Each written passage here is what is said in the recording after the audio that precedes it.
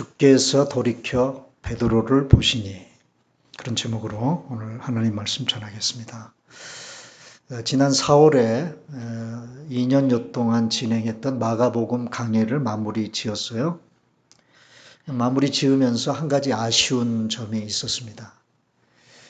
마침 그 마가복음을 마무리 짓는 그 기간이 그 사순절 기간이었습니다.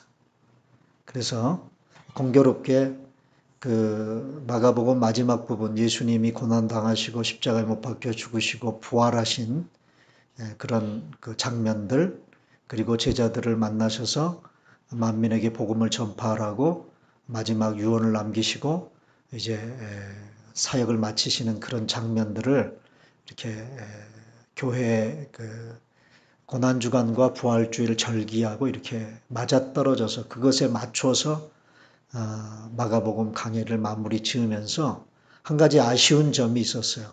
뭐냐 하면 베드로가 예수님을 부인하는 장면을 제가 다루지를 못했습니다. 그래서 이 부분을 오늘 한번 좀 디테일하게 다루고, 그리고 지금 제가 여러분들이 좀 기도해 주셔야 될 게, 제가 다음 그 강해를 성경에 어떤 책을 가지고 할까 지금 제가 기도하면서 고민하고 있습니다. 그래서 아마 다음 주 말고 그 다음 주 정도 되면 우리가 또 하나님의 말씀에 깊이 들어갈 수 있는 그 성경을 붙잡고 말씀을 붙잡고 설교하고 묵상할 수 있는 그런 시간을 가지려고 합니다. 예수님의 행적을 기록한 사복음서 기자들은 베드로가 예수님을 부인하는 장면을 다 모두 다루고 있어요. 그런데 그 중에서도 이 누가복음을 기록한 누가는 다른 복음서 기자들과는 달리 예수님을 부인하는 베드로를 좀 다른 면에서 굉장히 좀 그 디테일하게 다룹니다. 우리가 잘 알다시피 누가는 직업이 의사였죠. 의사. 여러분, 의사들은 굉장히 분석력이 강하죠. 그런데 이 베드로가 예수님을 부인하는 장면을 다른 복음서하고 비교해서 이렇게 읽어보면 굉장히 예리한 분석력을 가지고 그 베드로의 내면 세계까지 파고드는 그런 어떤 그 묘사를 하는 것을 볼 수 있어요. 두 가지를 저는 이 누가복음을 보면서 이 베드로가 예수님 부인하는 장면 속에서 누가가 부각시키고자 했던 두 가지를 제가 한번 생각을 해봤는데, 첫째는 굉장히 연민의 정을 가지고 베드로가 부인하는 모습을 묘사합니다. 연민의 정을 가지고. 그러니까 베드로가 그 예수님을 3번씩이나 부인하는 장면을 볼 때 여러분 막 분노가 치밀잖아요. 여러분 그럴 때 없어요? 뭐 성경에 뭐 2000년 전에 있었던 인물, 나하고 상관도 없는 사람, 뭐 분노까지 일 게 뭐가 있나, 여러분들이 그럴 수 있지만 어떻게 베드로 사도가 저렇게 3번씩이나 예수님을 저주까지 하면서 부인할 수 있을까? 막 정죄가 일어나고요, 마음속에서. 어떤 한 개인을 향한 분노가 막 일어나요. 그런데 누가는 그런 정죄하고 예수님을 부인하는 배신자인 베드로를 향한 분노의 그런 감정이 아니라 연민의 정을 가지고 베드로를 묘사하고 있다는 것입니다. 그리고 또 한 가지는, 여러분 예수님이 십자가에 못 박혀 죽으실 때 예수님을 배반했던 사람이 베드로 한 사람뿐입니까? 대표적으로 예수님을 배신했던 또 한 사람이 누구죠? 누구예요? 예수님 팔아먹었던 가룟 유다지 않습니까? 그래서 예수님의 고난의 현장 속에 예수님을 배신했던 두 제자, 대표적인 제자는 가룟 유다고 베드로입니다. 그런데 배신은 했지만 그 배신하고 난 후에 결과는 전혀 달랐어요. 땅끝, 하늘과 땅만큼이나 달랐어요. 가룟 유다는 어떻게 됐습니까? 자살했습니다. 돌이키지 못했습니다. 그러나 베드로는 자신의 잘못을 돌이킬 수 있었어요.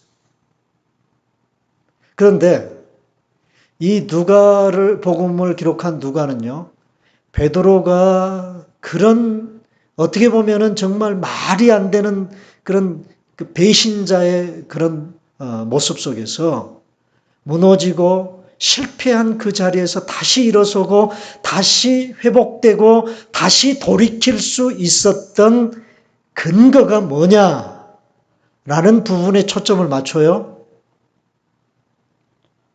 결론적으로 말하면 베드로가 자신의 잘못을 돌이킬 수 있었음이 전적인 주님의 은혜였음을 강조하고 있다는 것입니다.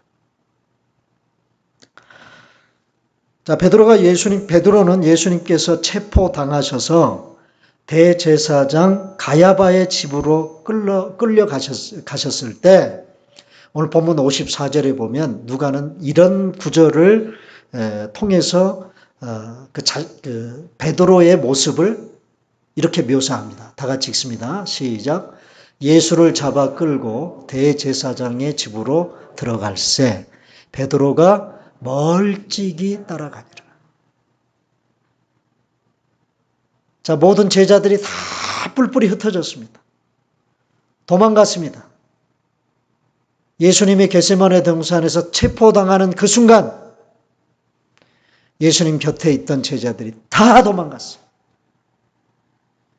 그런데 베드로는 그래도 일말의 양심이 있었던지 대제사장 가야바의 법정으로 끌려가는 예수님을 멀리서 그래도 따라가는 거예요. 멀찍이. 그리고 그 밤 예수님이 대제사장 가야바의 법정에서 신문을 받고 재판을 받는 그 밤 그곳 대제사장의 집들에서 3번씩이나 주님을 부인합니다. 한 번이 아니고 몇 번? 3번이나. 자, 55절을 보면 사람들이 뜰 가운데 불을 피우고 함께 앉았는지라 베드로가 그 가운데 앉았더라. 자, 사람들 속에서 불을 쬐기 위해 베드로도 거기 앉아 있었어요. 밤이기 때문에 얼굴이 잘 안 보일 텐데 공교롭게도 56절에 보면 한 여종이 베드로의 불빛을 향하여 앉은 것을 보고 베드로가 불빛을 향해 앉아 있으니까 그 잘 안 보였던 베드로 얼굴이 환하게 드러났겠죠? 주목했다 그랬어요. 주목했다는 말은 계속해서 봤다. 그러면서 이 사람도 그와 함께 있었다 얘기합니다. 한 여인이, 한 여종이. 저 사람?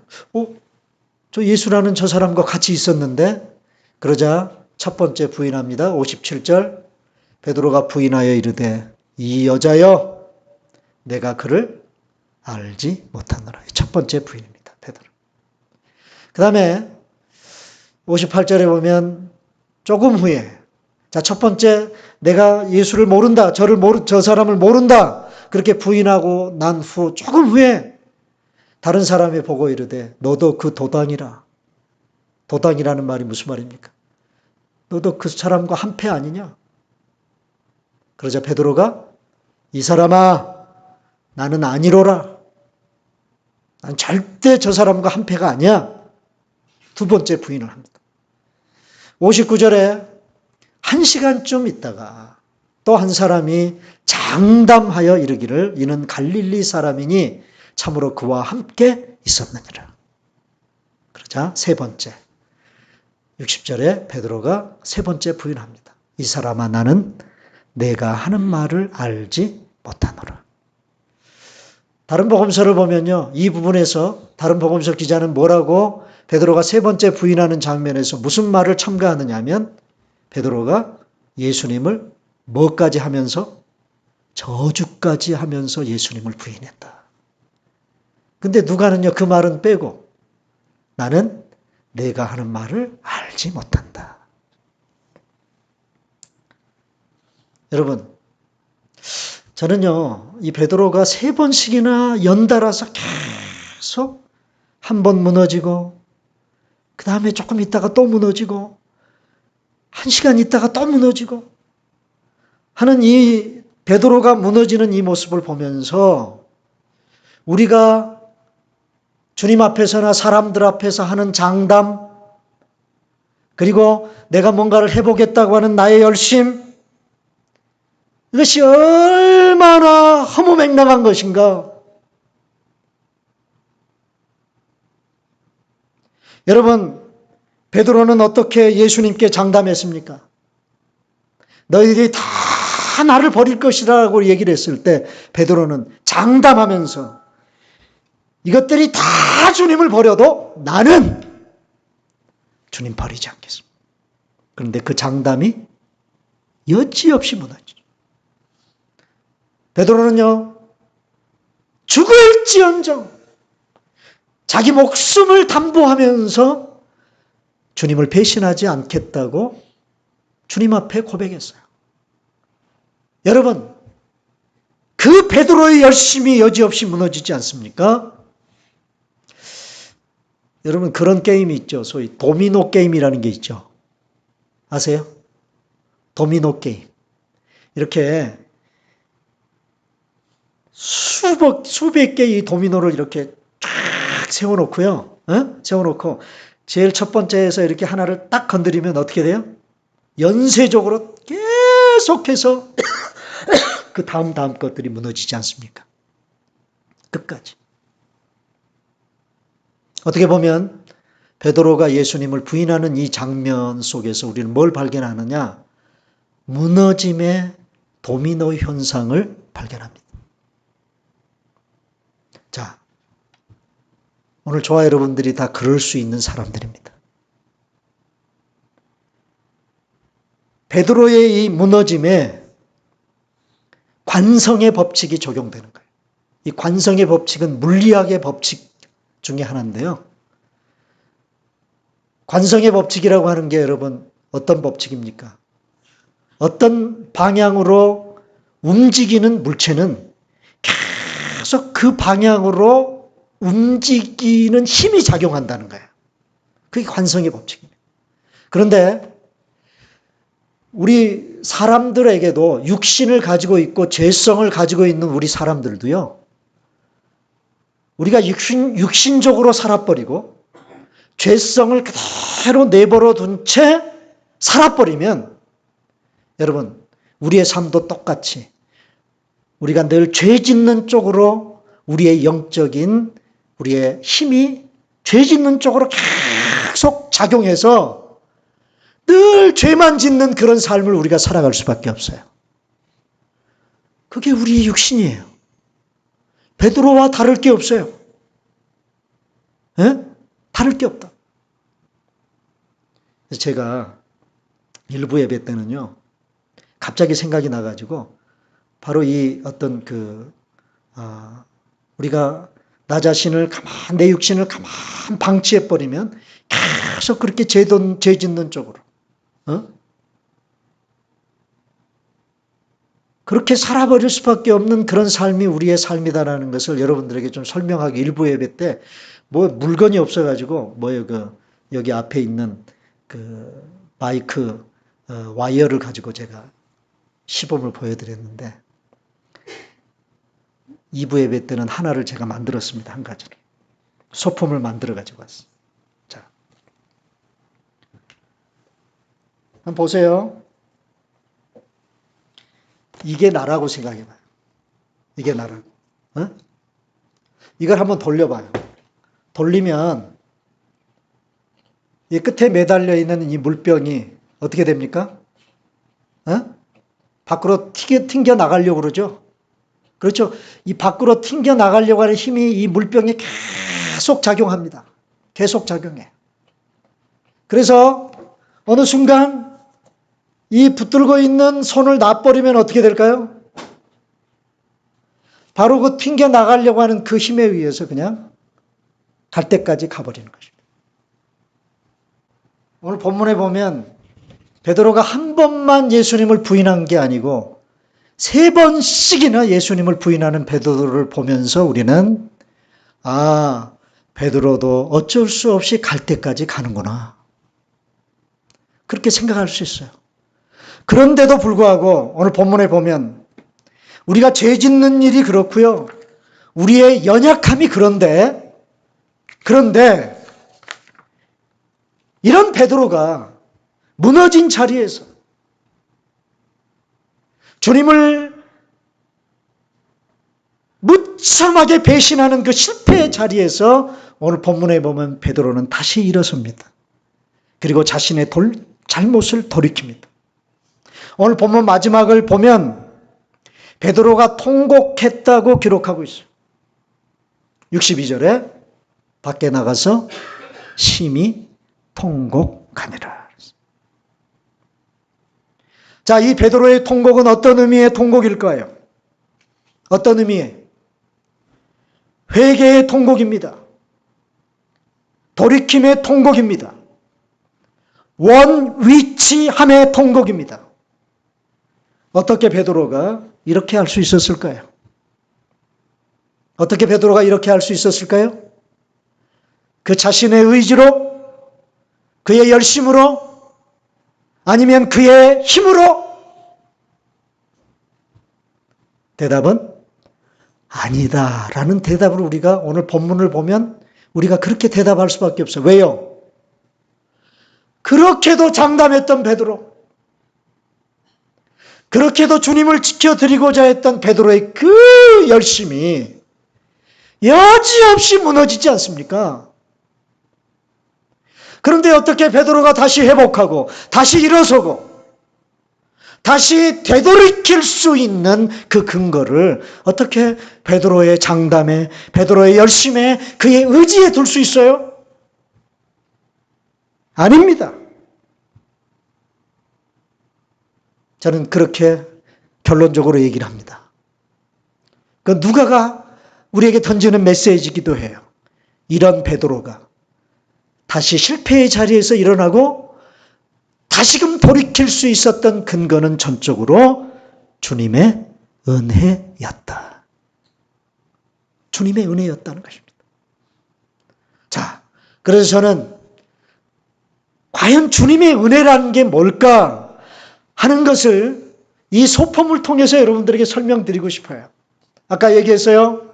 우리가 죄 짓는 일이, 우리의 죄 짓는 우리의 육신은 가만 내버려 두면 죄 짓는 일에 대한 도민의 현상이 계속 일어날 수밖에 없어요. 관성의 법칙이 적용될 수밖에 없어요. 그런데 여러분, 왜 튕겨나가지 않아요? 왜요? 붙들고 있기 때문에 그래요. 은혜가 뭐냐?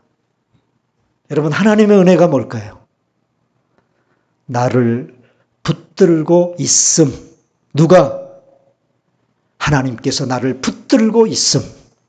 그걸 은혜라고 그런다.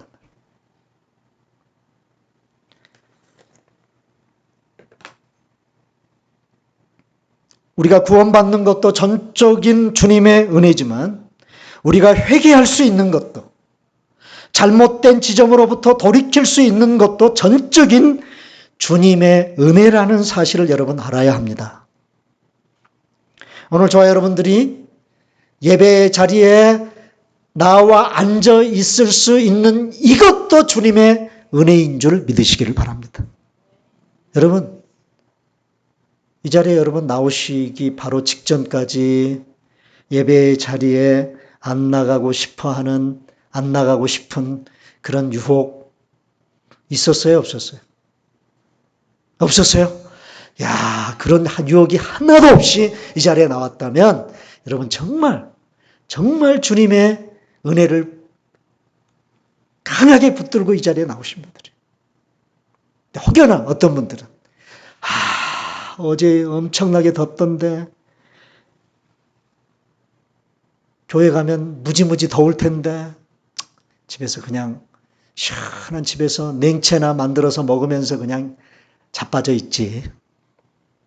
그런 마음이 마음속에 들 수 있어요, 없어요? 있잖아요.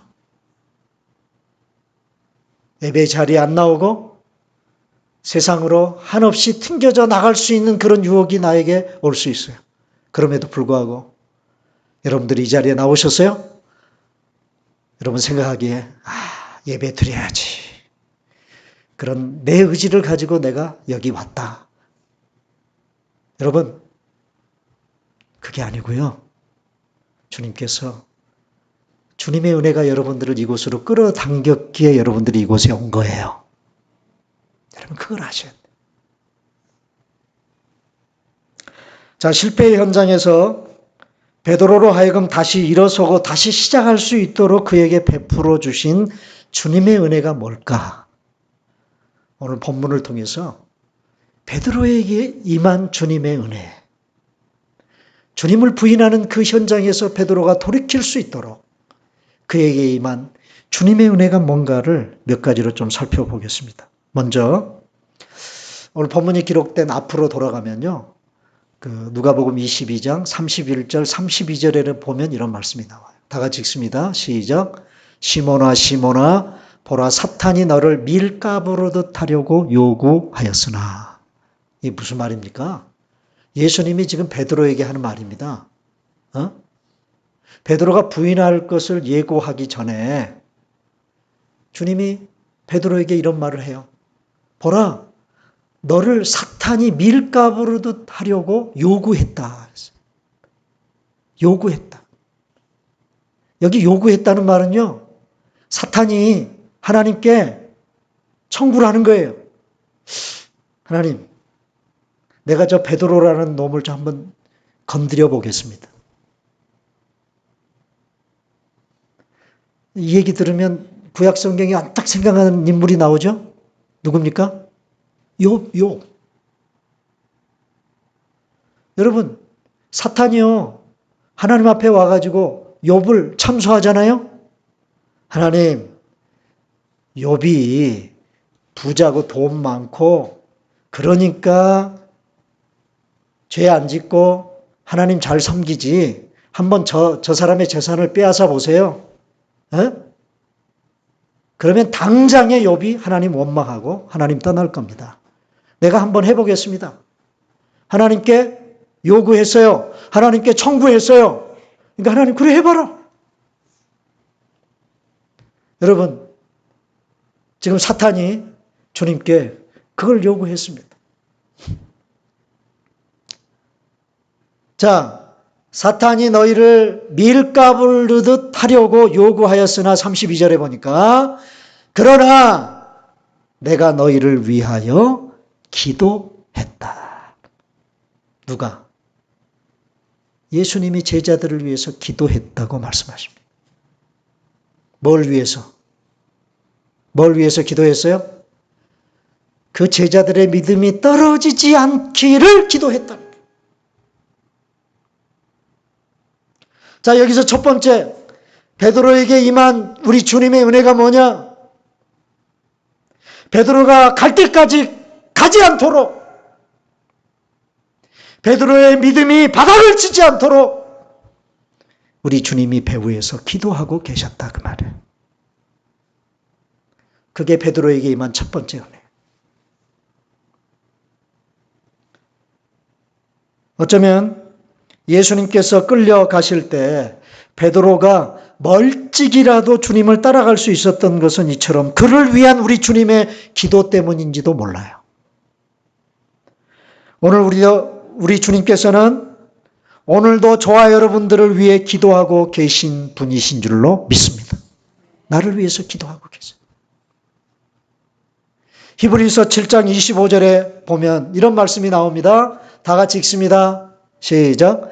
그러므로 자기를 힘입어 하나님께 나아가는 자들을 온전히 구원하실 수 있으니 이는 그가 항상 살아 계셔서 그들을 위하여 간구하심이라. 여러분, 주님은 예수님을 힘입어 구원받은 성도들을 그들을 위해서 간구하고 계시는 분이라는 거예요.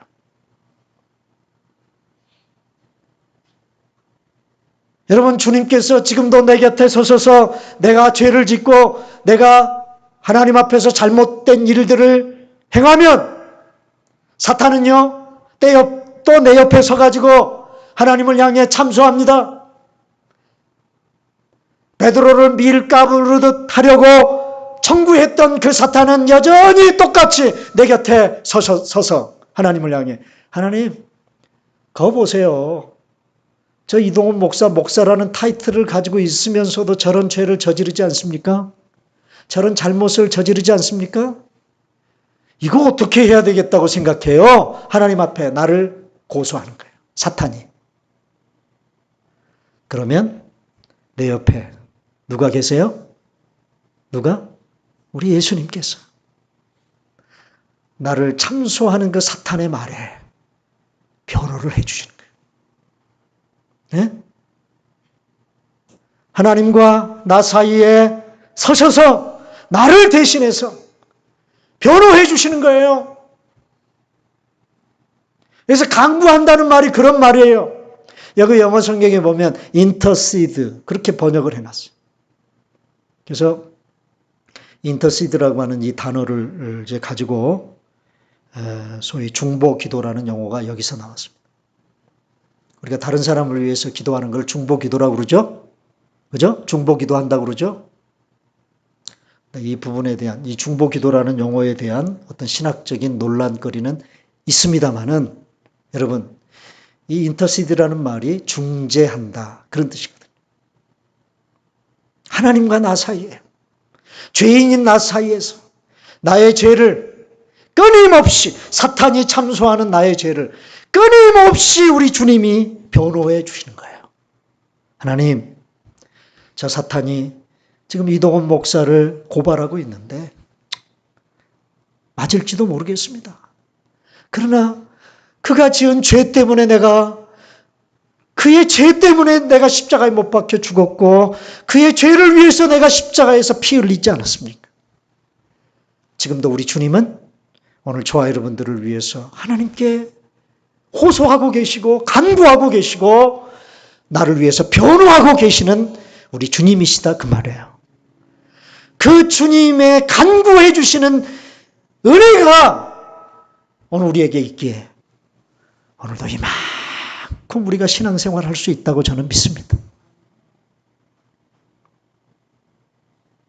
그래 안 그래요?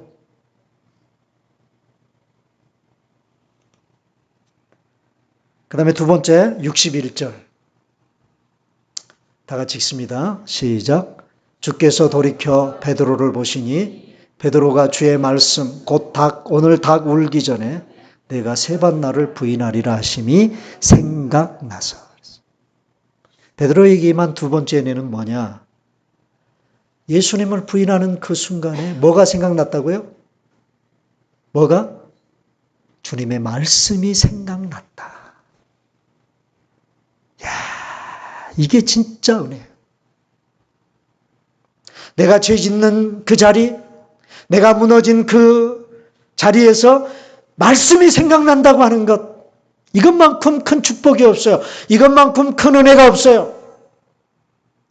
마가복음에 보면 마가는요, 그냥 주의 말씀이 생각났다고만 그렇게 얘기하지 않고 주의 말씀이 기억되어 생각났다.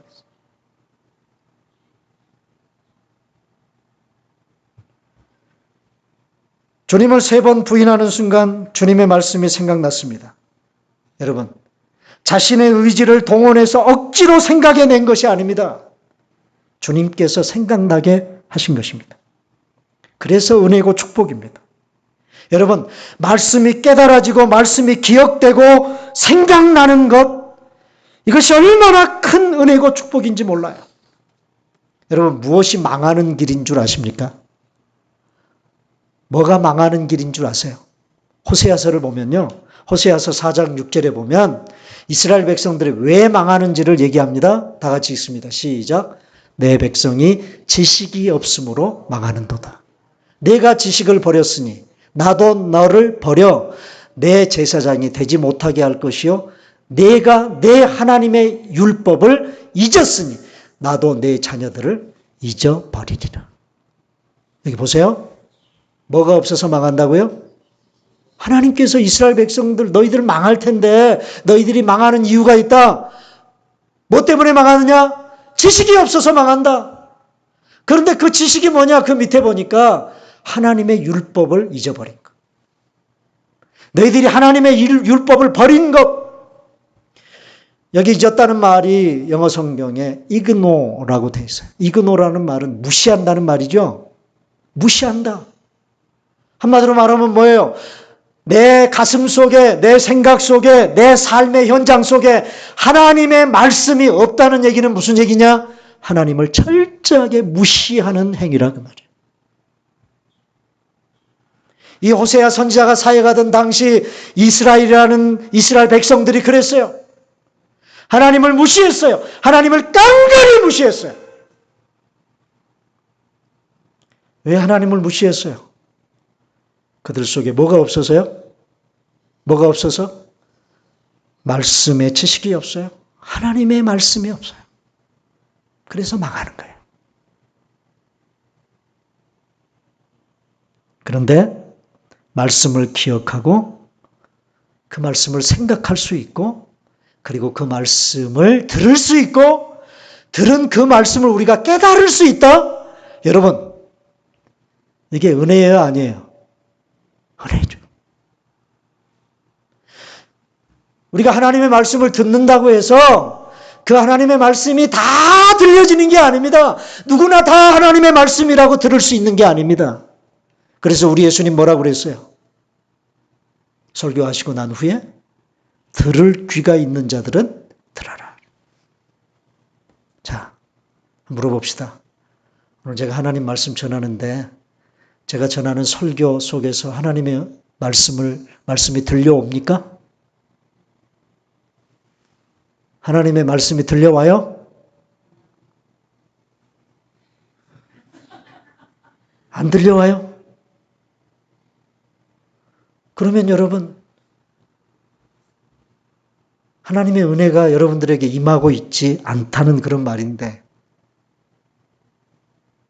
깨달아지고, 느껴지고, 그것이 내 마음에 사무치게 나의 심령을 두드리고 있다면, 그것이 은혜라 그 말이에요. 그게 은혜. 특별히 내가 죄 짓고, 내가 뭔가 지금 잘못하고 있는 그 현장에서 하나님의 음성이 들려진다. 그리고 하나님의 말씀이 기억된다. 생각난다. 바로 그 말씀이 그 실패한 자리에서 나를 일으켜 세우는 힘이 되고 역사가 일어나는 거예요.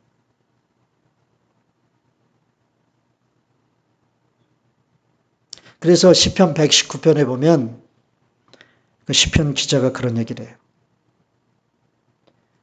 내가 잘못하고 뭔가 죄를 지을 때 그 하나님의 말씀을 묵상해서 그리고 그 하나님의 말씀을 배움으로 말미암아 그 죄의 자리에서 내가 다시 돌이킬 수 있었다는 것이 너무나 큰 은혜고 축복이다. 그래서 내가 범죄하지 않으려고 내가 하나님의 말씀을 묵상했다 그랬어요.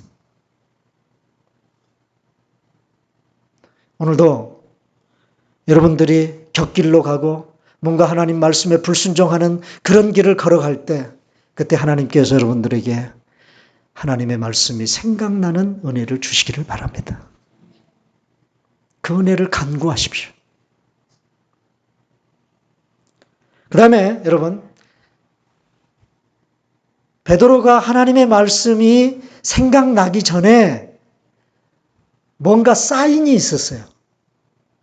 이게 세 번째 은혜인데요. 오늘 본문 60절에 보니까 베드로가 이르되 이 사람아 나는 내가 하는 말을 알지 못하노라 하고 아직 말하고 있을 때에 뭐가 울었어요? 닭이 울었더라. 세 번째 부인을 지금 하고 있어요. 이 사람아 내가 하는 말을 나는 알지 못한다. 그 말이 채 끝나기도 전에 닭이 꼬끼어 하고 울었어요. 자, 이 달 울음소리가 베드로에게 주어진, 베드로가 다시 하나님의, 주님의 말씀을 기억하고 그 무너진 그 자리에서 다시 일어날 수 있는 은혜였다는 사실이 바로 그건데, 그에게 말씀을 생각나게 하는 시그널이 그에게 주어졌다는 사실. 시그널이 주어졌다는 사실이 은혜입니다. 자, 베드로로 하여금 깜짝 놀라 정신 차리고 주님의 말씀을 기억하게 한 시그널이 무엇입니까? 닭 울음소리죠. 닭 울음소리. 이 소리는 베드로를 정신 차리게 한 알람 소리였습니다. 여러분, 이 알람 소리가 들리지 않았다면 베드로의 무너짐의 도미노는 갈 때까지 갔을 거예요. 여러분, 오늘 우리도 마찬가지입니다. 하나님께서는 우리 주변에 이런 시그널, 그리고 이 알람 시스템을 우리 주변에 두고 계세요.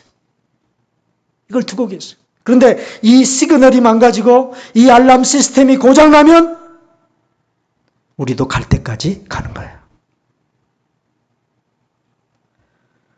어쩌면 내 주변에서 일어나는 모든 사건들, 나와 직간접적으로 연결된 모든 일들, 내 주변에 있는 사람들이 나에게 던지는 말 한마디 한마디, 이것들이 나를 정신들게 하고 내 영을 깨우시는, 그리고 내 생각 속에, 내 기억 속에 묻혀버릴 뻔했던 하나님의 말씀을 끄집어내게 하는 우리 주님께서 나에게 허락하신 시그널이요, 알람 시스템일 수 있죠. 하나님이 여러분들에게 허락하신 이 알람 시스템은 혹시 고장나 있지 않습니까? 내 주변에서 나와 별로 상관이 없는 것 같은 사람들이 겪고 있는 어떤 일을 보면서도 우리는 영적으로 예민하게, 저 사람이 지금 겪고 있는 저 일을 통해서 하나님은 나에게 어떤 말씀을 하시려고 하는 것일까? 그런 영적인 예민한 반응을 가지고 우리가 내 주변에서 일어나는 일들을 관찰할 필요가 있어요. 그래서 저 사람이 지금 겪고 있는 저 일이 하나님이 나를 경고하시는 알람 시스템이구나. 이걸 여러분들이 깨닫는다면 그것이 여러분들에게 은혜가 된다 그 말이에요. 그게 은혜라 그 말이에요.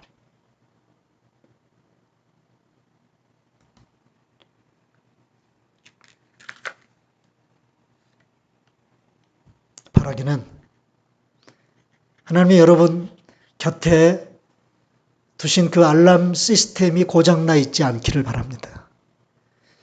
그 알람 시스템을 우리가 마치 그 새벽 기도에 나갈 때 내일 아침에는 꼭 나가야지. 그리고 자명종을, 그 시계를, 알람을 맞춰놓고 잤어요. 잤는데 알람이 울리면 어떤 분들은 벌떡 일어나가지고 옷 차려입고 새벽 예배에 나오는 그런 분들이 있는가 하면 어떤 분은 어떻게 해요? 어떻게 버려요?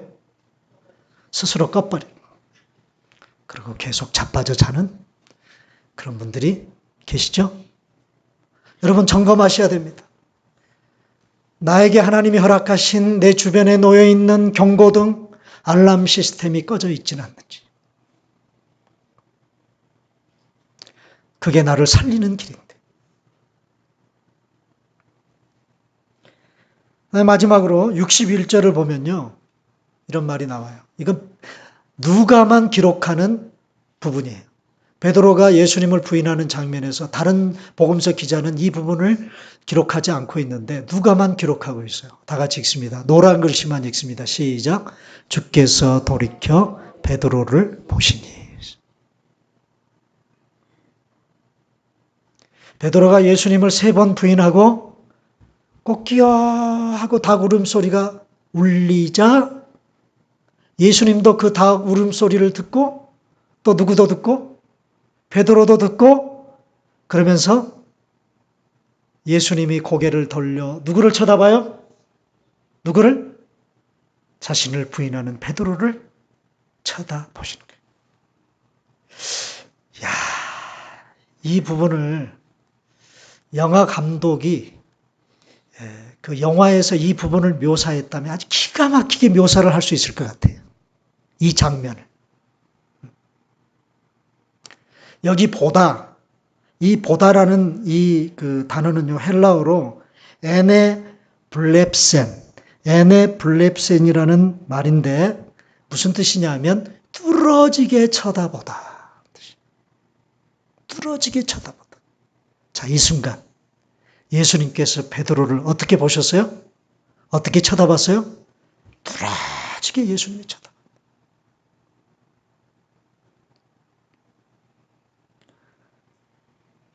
이 에네블렙센 뚫어지게 쳐다보는 이 어떤 의미는 상대방에 대한 관심과 애정을 담아 응시하는 모습을 말합니다. 우리 주님은 그렇게 자신을 저주하면서까지 부인하는 사랑하는 제자 베드로를 바라보시고 계셨어요. 한없는 연민의 정을 가지시고, 자, 베드로가 자신을 바라보시는 주님의 눈과 마주쳤을 때 베드로는 그 순간 어땠을까요? 어땠을까요? 여러분 한번 상상을 해봐요. 예수님을 3번씩이나 부인한 자신을 응시하고 계시는 예수님의 시선 앞에 베드로가 어땠겠느냐 그 말이에요. 면목이 있었을까요? 면목 없었을 겁니다. 그리고 한없이 연약한 자신의 모습에 대한 절망감이 교차했을 겁니다. 그러나 그 주님의 눈을 피할 수 없습니다. 자신을 향해 뚫어지게 쳐다보고 있는 그 주님의 눈을 베드로는 피할 수 없었어요. 바로 그 주신 주님의 시선을 피할 수 없음이 은혜예요. 만약 그 자신을 바라보시는 주님의 시선을 베드로가 외면했더라면 어떻게 되었을까요? 어떻게 됐을까요? 베드로는 돌이킬 수 없었을지도 몰라요. 사랑하는 여러분, 오늘도 주님은 나를 바라보고 계시는 줄로 믿습니다. 이 예배드리는 이 자리에 주님의 눈이 이곳에 있는 줄로 믿습니다. 그 불꽃 같은 눈을 피할 수 없습니다. 내가 어디에 있든 어디로 가든 이 주님의 눈길을 피할 수 없음을 알고 그 주님의 눈길을 느끼시고 살아감이 은혜요, 축복이라는 사실을 여러분 기억하세요. 주님의 눈이 나를 추적하고 있어요. 그 눈을 피할 수 없어요. 그러기에 그 주님, 나를 바라보시는 그 주님의 눈을 의식하는 그 순간 우리는 회개할 수 있고 우리는 다시 주저앉는 자리에서 주님을 향해 일어날 수 있다. 베드로가 돌이킬 수 있었던 것은 자신의 힘이 아니었습니다. 자신의 의지가 아니었습니다. 전적으로 주님의 은혜였습니다. 그를 위해 기도하셨고 그에게 하신 말씀을 생각나게 해주셨고 경고등이 꺼지지 않게 해주셨고 사랑의 눈길을 거두지 않으셨습니다. 오늘 저는 이 말씀을 통해서 오늘 우리가 찾아야 될 교훈 몇 가지를 좀 정리해 보려고 합니다. 내 인생의 주인은 내가 아니라는 거예요. 내 인생의 주인이 내가 아니고 주님이시라는 사실입니다. 여러분, 이 물병이요, 밖으로 튕겨 나가려고 발버둥을 칠 때는 내 인생이 내 것이다라고 생각을 했겠죠. 그죠? 그러나 튕겨 나가지 않는 그 이유가 뭔가가 내가 알지 못하는 뭔가의 힘이 나를 붙들고 있다는 이 사실을 여러분 깨닫지 못하는 거예요. 오늘 우리가. 여러분, 오늘 저와 여러분들이 이만큼 살아가고 있고, 오늘 우리가 저와 여러분들이 이만큼 주님을 위해서 봉사하고 교회 생활하고 신앙 생활하고 그렇게 하고 있는 그것이 내 인생의 주인 되신 예수님이 나를 지금도 붙들고 있다고 하는 이 주님의 은혜, 나를 붙드심의 이 은혜. 에? 여러분, 이 은혜를 여러분 생각하고 신앙생활을 하시기를 바랍니다. 내 인생의 주인이 내가 절대 아니에요. 주님이십니다. 그 다음에 두 번째, 제가 어제 설교 준비하면서 뭔가 받았던 또 한 가지 교훈이 뭐냐 하면, 우리 한번 따라서 하십시다. 뛰어봐야, 그 다음에 뛰어봐야 벼룩이다. 여러분, 뛰어봐야 벼룩입니다. 뻗당겨봐야 내 무릎만 까지는 거예요. 그러므로 여러분, 이 물병이 끊임없이 튕겨나가려고 애쓰고 발버둥 쳐봐야, 여러분, 우리 내 인생의 주인 되신 주님이 나를 꽉 붙잡고 계신데, 그러므로 빨리 황복하고 빨리 두 손 들고 주님 앞에 뭐 해야 돼요? 황복해야죠.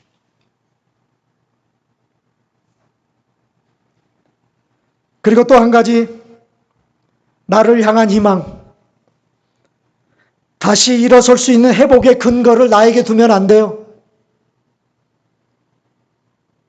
그 근거를 나에게 두면 나는 여지없이 또 무너집니다. 또 넘어집니다. 여러분, 내가 다시 일어설 수 있는 회복의 근거를 주님께 둬야 돼요. 주님이 희망이에요. 주님의 은혜를 붙들 때 여러분, 저와 여러분들이 다시 일어설 수 있어요. 다시 회복될 수 있습니다. 그러므로 주님 베푸시는 은혜로 살아야 돼요. 여러분들의 입에서 그런 고백이 터져 나와야 됩니다. 주님, 이런 베드로에게 임했던 이 은혜가 나에게 주어지지 않으면 나에게도 무너짐의 도미노 현상이 일어날 수밖에 없습니다. 주님, 베드로에게 임했던 그 은혜를 나에게도 주십시오. 나는 주님께서 베푸시는 은혜로만 살아갈 수 있습니다. 주님의 은혜로 일어설 수 있고, 주님의 은혜로 다시 시작할 수 있고, 주님의 은혜로 돌이킬 수 있습니다. 이 고백 속에서 여러분 살아가시기를 바랍니다. 이 주님의 은혜를 느끼시고 이 은혜 베풀어 주심을 여러분 간구하며 사세요. 그리고 우리 모두 그렇게 고백하십시다. 나의 나 된 것은 다 주님의 은혜입니다. 이 고백이 여러분들에게 풍성하게 있어질 수 있기를 주님의 이름으로 축원합니다.